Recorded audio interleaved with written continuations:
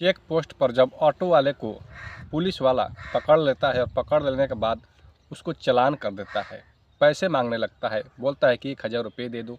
लेकिन ऑटो वाला बहुत ही उस पुलिस वाले के सामने गिड़गिड़ाता है, कहता है कि देखिए साहब, अभी तो सुबह सुबह का टाइम है, अभी हमारा बहनी भी नहीं हुआ है, 100 रुपया कमाए हैं, आप हमसे 1000 रुपये ले लेंगे तो बताइए हम कैसे क्या करेंगे। लेकिन वो पुलिस वाला कुछ नहीं सुनता है और फिर इस ऑटो वाले को परेशान किए जा रहा था। पीछे बैठे हुए थे कलेक्टर साहब, लेकिन उस ऑटो वाला को भी नहीं पता था ये कलेक्टर साहब हैं या फिर कोई जनरल आदमी है।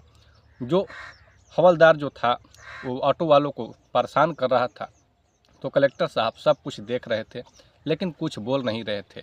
पुलिस वाला जो था हवलदार कांस्टेबल बोलता है ऑटो वाला से कि देखो, ज़्यादा कानून मत बताओ, जितना जल्दी हो सके उतना जल्दी पैसे दे दो, हमें और भी काम है।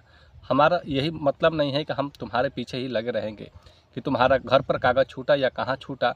ऑटो वाला बार बार रिक्वेस्ट करता है कि सर देखिए, हमारा जो कागज़ है, कल गाड़ी का हम साफ़ सफाई कर रहे थे, इसीलिए जो है सारा कागज़ जो है हम घर पर रख दिए हैं, आज ले कर आने के लिए याद ही नहीं पड़ा, नहीं तो सारा कागज़ मैं आपको अभी कभी दिखा देता। लेकिन वो कांस्टेबल मानता नहीं है। लेकिन उतने में ही जो कलेक्टर साहब पीछे बैठे हुए थे तो वो बोलते हैं कि देखिए, ये ऑटो वाला सब घर पर अपना कागज़ छोड़कर चला आया है, आप इसे इतना परेशान मत कीजिए। आप ऐसा करिए कि 150 रुपया ले लीजिए और इसे छोड़ दीजिए। लेकिन जो कांस्टेबल था तो वो बोलते हैं कि नहीं, हमें कम से कम 1000 रुपये चाहिए। जैसे ही कलेक्टर साहब बोलते हैं कि देखिए, इसे तो 1000 में पता नहीं कि 1000 रुपये ये दिन में कमाएगा या नहीं कमाएगा, आप इसे 1000 रुपये ले लेंगे और ये कितने दिन में 1000 रुपये कमाएगा इसे तो पता नहीं। आप लोगों को सरकार जो है नौकरी दिया है सिर्फ यही करने के लिए नहीं कि किसी से पैसा ऐंठिए, बल्कि आपको सुरक्षा के लिए रखा गया है और आपका भी तो जिम्मेदारी नहीं है। आपको किसने आदेश दिया है चालान काटने के लिए? ये तो ट्रैफिक पुलिस का काम है, लेकिन ये तो आपका काम नहीं है। अब कांस्टेबल क्या करता है कि बोलता है कि तुम हमको सिखाएगा कि कानून क्या है और कैसे काम करना है, हमें यहाँ ड्यूटी पर कौन लगाया है, तुम पूछने वाले कौन हो सकते हो। और कांस्टेबल क्या काम करता है, क्या वो ऑटो वाले को और जो पीछे बैठा हुआ शख्स था कलेक्टर साहब को, दोनों को अरेस्ट करके थाने पर लेकर के चला जाता है। जब थाने पर लेकर के जाता है तो थाना पर कलेक्टर साहब को ऐसा हैसियत करते हैं उस कांस्टेबल को कि अगर आप लोग जानेंगे तो जान करके बहुत ही शौक रह जाएंगे कि क्या एक पुलिस वाले के साथ ऐसा भी होता है और कलेक्टर साहब क्या करते हैं आखिर थाने में। और जो ऑटो वाला था वो भी देख करके बहुत परेशान हो जाता है कि आखिर हमने जिस ऑटो में जिसे बैठाए थे वो कैसा आदमी था और थाना में आकर के क्या से क्या कर दिया। तो दोस्तों, आप लोग इस वीडियो में पूरा जानने के लिए आप लोग वीडियो को पूरा देखिए। आप लोगों से बस एक ही रिक्वेस्ट है कि आप लोग इस वीडियो को एक बार लाइक करें और दोस्तों के साथ शेयर ज़रूर करें। चलिए स्टार्ट करते हैं। ये जो आज की खास जो घटना है, ये घटना है 20 अक्टूबर 2024 की है, उत्तर प्रदेश कानपुर की।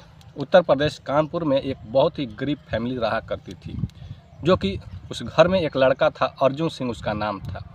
उसके माता पिता बहुत गरीब थे। उसके पिताजी अक्सर सब्जी बेचा करते थे और अर्जुन सिंह भी अपने पिताजी के साथ में मिल करके सब्जी बेचा करता था।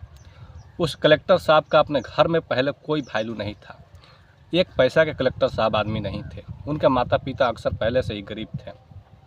लेकिन अर्जुन सिंह अपने दिलों और जान से मेहनत करने के बाद सोचने लगे कि हमें शायद कुछ आगे करना है, जिसको लेकर के जो अर्जुन सिंह है दिल्ली में चले जाते हैं और दिल्ली में पूरी मेहनत और लगन के साथ पढ़ाई करते हैं, यूपीएससी का एग्ज़ाम देते हैं।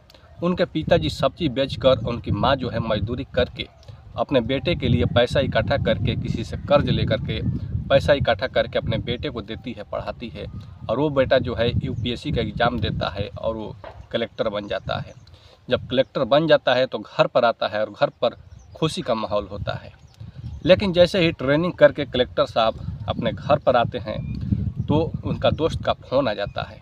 जब दोस्त का फ़ोन आ जाता है तो सोचते हैं कि क्यों ना आज शहर जा ही रहे हैं। और उसका जो दोस्त था कलेक्टर साहब का, यानी कि अर्जुन सिंह का जो दोस्त था, वो पहले से ही शहर में रह रहा था। उसके पिताजी जो थे सरकारी जॉब कर रहे थे और वो शहर में ज़मीन खरीद करके अपना मकान शहर में ही बना लिए थे।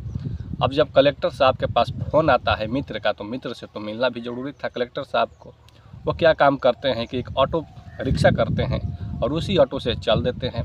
कुछ दूर जाने के बाद, शहर में कुछ दूर जाने के बाद ऑटो वाला मना कर देता है कि साहब आप उतर जाइए, हम इससे आगे हम नहीं जा सकते हैं, वरना इससे आगे जाएंगे तो आगे चेक पोस्ट है, हम जितना पूरा दिन में कमाएंगे नहीं उससे ज़्यादा लोग हमसे पैसा ले लेंगे।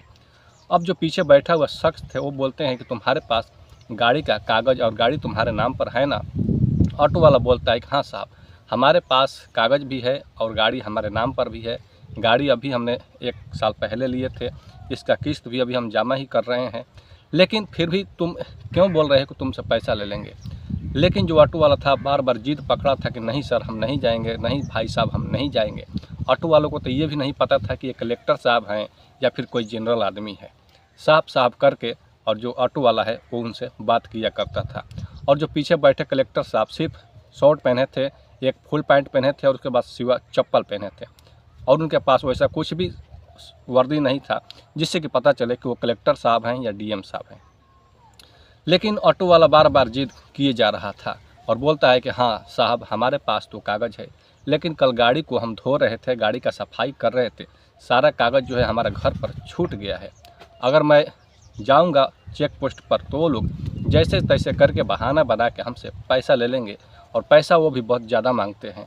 अब क्या काम करते हैं कलेक्टर साहब बोलते हैं कि तुम चलो चेक पोस्ट तक, उसके बाद जितना भी पैसा लगेगा, जितना भी चालान कटेगा उतना का भरपाई हम करेंगे। उसके बाद क्या था, ऑटो वाला उस साहब को लेकर के आगे बढ़ जाता है। चेक पोस्ट पर एक कांस्टेबल चेकिंग कर रहा था और गाड़ी को ऑटो को वहीं पर रोक देता है और बोलता है ऑटो वाले से कि जितना कागज़ है, चालान वगैरह है, गाड़ी का कागज़ दिखाओ, उसके बाद लाइसेंस दिखाओ, गाड़ी तुम्हारे नाम पर है ना। बोलता है ऑटो वाला कि साहब देखिए हमारा जो सारा कागज़ है, गाड़ी ओके है, इसमें कोई कमी नहीं है, गाड़ी हमारे नाम पर है और गाड़ी अभी 1 साल पहले हमने ख़रीदे थे, इसका किस्त भी भर रहे हैं। जो कागज़ है हमारा सब घर पर छूट गया है क्योंकि गाड़ी का कल हमने सफाई किया था। अब जो कांस्टेबल है तो कुछ थोड़ा रुआब में आ जाते हैं और आकर के ऑटो वाले से कुछ उल्टा सीधा बोलने लगते हैं कि हमें कुछ भी नहीं सुनना है, हमें और काम है, जितना जल्दी हो सके 1000 रुपये दे दो और उसके बाद तुम यहाँ से जल्द निकल जाओ। लेकिन ऑटो वाला उस कांस्टेबल के साथ बहुत ही रिक्वेस्ट करता है, हाथ जोड़ता है कि साहब हमें जाने दीजिए, हमारे पास 1000 रुपये नहीं है, अभी तक हमें बहनी भी नहीं हुआ है, अभी सुबह का टाइम है और आप हमसे 1000 रुपये मांग रहे हैं। उतने में ही जो पीछे बैठे हुए कलेक्टर साहब थे वो बोलते हैं पुलिस वाले से कि आपको यहाँ पर ड्यूटी पर कौन लगा दिया, यहाँ तो काम जो है ट्रैफिक पुलिस का है, लेकिन आपको यहाँ ड्यूटी पर किसने कर दिया, चालान काटने के लिए किसने आदेश दिया है, आपको ड्यूटी पर किसने लगाया। उतने में ही कांस्टेबल जो है बहुत गुस्सा हो जाता है और पूछता है कि तुम कौन हो सकते हो हमसे पूछने वाले कि हमें यहाँ ड्यूटी पर कौन रखा है और हमें चालान काटने का आदेश किसने दिया है। तुरंत क्या काम करता है कांस्टेबल की उस ऑटो वालों को और जो पीछे बैठे हुए थे कलेक्टर साहब, दोनों को लेकर के थाने पर चला जाता है। जैसे ही कलेक्टर साहब थाने में जाते हैं तो थाना का जो एक कांस्टेबल था वो देख करके कलेक्टर साहब को सलाम करने लगता है, सलाम साहब। अब उतने में ही जो कांस्टेबल अरेस्ट करके ले गया था तो बहुत ही भावुक हो जाता है, सोचने लगता है कि आखिर ये कौन ऐसा आदमी है जो कि हमारा जो सीनियर है वो इसे सलाम कर रहा है। अब ऑटो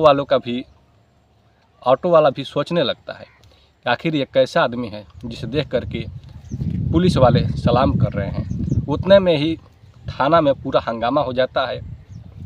अब जो पूरी पुलिस की जो टीम थी उस थाने में सबको कलेक्टर साहब इकट्ठा करते हैं और इकट्ठा करने के बाद बोलते हैं कि देखिए आप लोगों के चलते, एक पुलिस वाले के चलते पूरे पुलिस वाले बदनाम हो जाते हैं। आप लोगों को सिर्फ कानून बनाया गया है इसलिए कि आप लोगों को पब्लिक को रक्षा करना है, न कि भक्षक बन करके और जितना मन करे उतना किसी से पैसा ऐंठ लीजिए।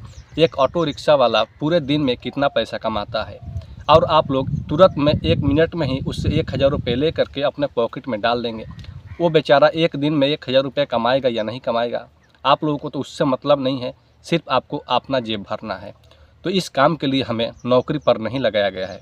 उतने में ही वहाँ के जो एसएसपी होते हैं, उसके बाद जो वहाँ के डीएसपी होते हैं, जितने भी कांस्टेबल पद पर होते हैं, सभी लोग वहाँ इकट्ठा हो जाते हैं और कलेक्टर साहब बहुत भारी हिम्मतों से चेतावनी देते हैं सारे पुलिस वालों को।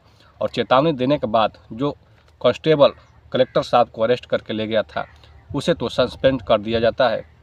उसके बाद जो कांस्टेबल है वो अब सीधे अपना घर पर चला जाता है और इस तरह से पुलिस थाना में बहुत ही हंगामा होता है, वहाँ पर बहुत ज़्यादा भीड़ लग जाती है। उसके बाद कलेक्टर साहब वहाँ से पुलिस वाले को चेतावनी देते हैं जो थाना प्रभारी थे वो थाना प्रभारी उस कांस्टेबल को सस्पेंड कर देते हैं। दोस्तों, ये रही कुछ ऐसी कहानी जो हम लोग सुनते हैं। आखिर एक पुलिस वाला गरीब लोगों को या ऑटो वाले को या कोई बाइक वाले को इस तरह से लूटता है कि लूट करके बर्बाद कर देता है। उसे पुलिस वाले को इस तरह नौकरी पर नहीं रखा गया है कि तुम आम पब्लिक को, आम जनता लोग को इस तरह से लूटो। उसे तो कानून इसलिए बनाया गया है कि आम पब्लिक को, जनता को सेवा करने के लिए। और चालान काटना है, चालान भी काटने का सही तरीका होता है, सही मायने होता है। अगर किसी का कागज़ भी सही है तो उससे चालान कर दिया जाता है और उससे पैसा ऐंठ लिया जाता है।